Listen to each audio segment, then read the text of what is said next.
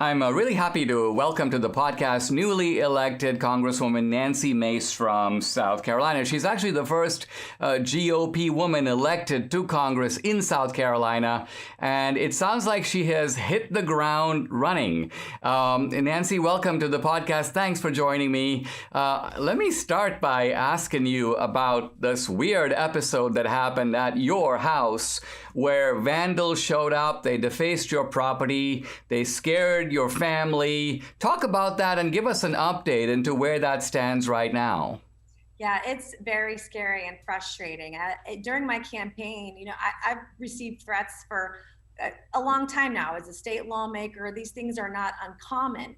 And, oftentimes we get these threats, we feel a little, joust or, off key for a couple of days, and we're right back to life as normal. But when they show up at your house and they vandalize your home where you're raising your two children, and I'm a single mom, it changes things for you. And the fear that I felt that day when I came home and I saw what had happened is the same fear that I feel today. It hasn't gone away. And, I have to take these things more seriously. And I had a concealed carry permit. I've had it for several months, but I wasn't using it. And now I use it every single day, especially when I'm home and I'm in the process of getting my concealed carry in DC. And so, we've seen, especially over the last year and a half, increases of political attacks from the left, and they're seeking to destroy, they seek to intimidate. And I am a strong conservative woman. I was the first woman to graduate from the Citadel of the Military College of South Carolina. So if you think for one second that you can intimidate me by showing up on my front door, you can't. And I'm going to continue doing the work that I was elected to do, and nothing's going to stop me from that. And there was a recent anniversary just a few days ago when Steve Scalise was shot. Recently also Rand Paul was put in the hospital, and today he's missing part of his lung. And it's past time that we hold people accountable for this political violence.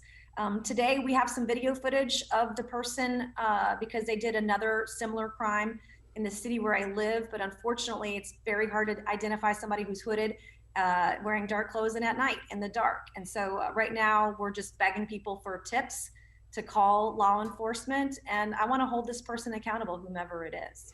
Now, you mentioned political violence, and we've been seeing political violence, but to listen to the Biden people and to listen specifically to people like Mayorkas or Merrick Garland, you get the idea that all the political violence is coming from one side. White supremacy is the engine of political violence in this country.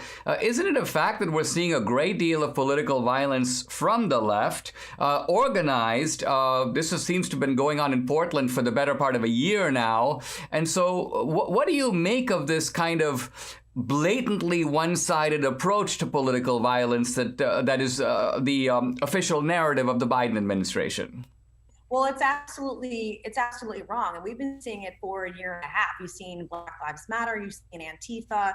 I guess there's a difference between Antifa and anarchist. I got criticized when I labeled my graffiti as Antifa. It looks like Antifa to me. I don't really know the difference, but these groups that hate the government are out there. We've seen videos of them pulling people out of their cars in broad daylight and beating them. They're burning cities down.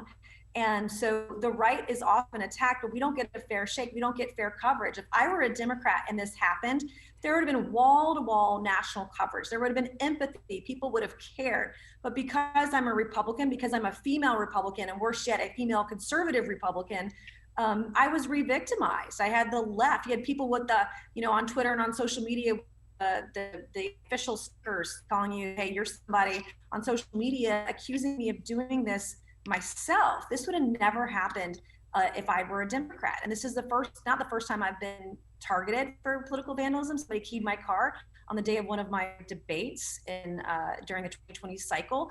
And it's up to us that when we are victimized to stand up, to talk about it, to defend ourselves, to stand our ground, and to not allow it to happen, which is why I'm really grateful for the federal and local law enforcement and state law enforcement that are trying to find this person and do this. I want people held accountable. I want us to be able to fund the police. They can do their job and get these people charged. And it's not fair that conservatives are targeted.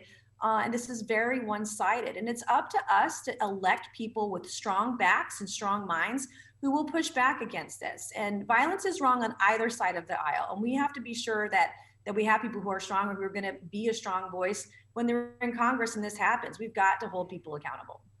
You came to my attention, I think, for the first time. I think when you sort of busted AOC. AOC, of course, had posted this idea that she was hiding in her office, and then she went across the street and hid in somebody else's office, and she was terrified because there were terrorists swarming all around her.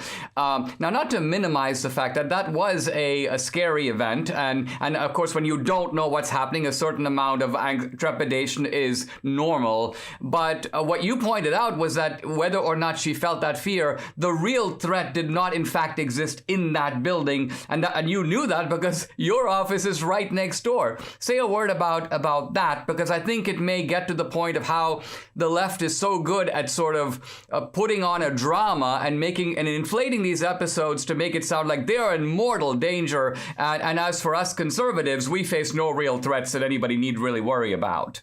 Right. What is their mantra? Let no good crisis go to waste. And I deal in facts and not fiction. And I'm the daughter of someone who served in the military for almost 30 years. And nearly every member of my family is an active duty member of our military or veteran. And one of the things that I learned growing up is that you do not exaggerate your experiences in the military, especially in a combat type of situation. And what I learned, hearing stories from my father over the years and the men and women that he served with, is that when that kind of exaggeration happens, you water down the experiences, the valid traumatic experiences of everybody else that was there that day. And make no mistake, January 6th, for those of us that were here, was a traumatic experience, and everyone handles their trauma differently. But what we can't do is exaggerate claims, because then people aren't going to believe what actually happened here. And I remember at one point, I got stuck. Our office, Cannon building, was evacuated. I got stuck in a corner office in Longworth. I had my staff meet me there.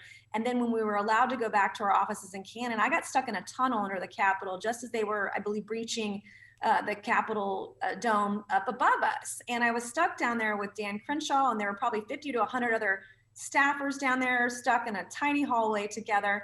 And I remember, Dan Crenshaw saying just how dangerous the situation was. And when, former Navy SEAL and military war hero expresses that, there's fear and trepidation, it's, my goodness, we are in a situation, we need to keep ourselves safe. And so I just want to make sure that when we're talking about the experience, that we're being honest and truthful. And you would never think that telling the truth would get you in so much trouble. And she picked a fight with me on Twitter for 4 or 5 days. We had very relevant media subtweeting me and attacking me for telling the truth. And I'm not going to stop doing that. It's just like when my home was vandalized, I got attacked for that as well.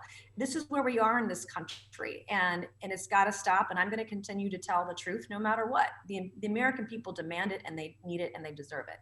And the truth in this case was that there were, in fact, no Trump activists in the building. The only person in the vicinity was a Capitol Hill police officer, as I understand, there to protect AOC. When we come back, we're going to talk about Ilhan Omar. We're going to talk about the future path for the GOP. We'll be right back.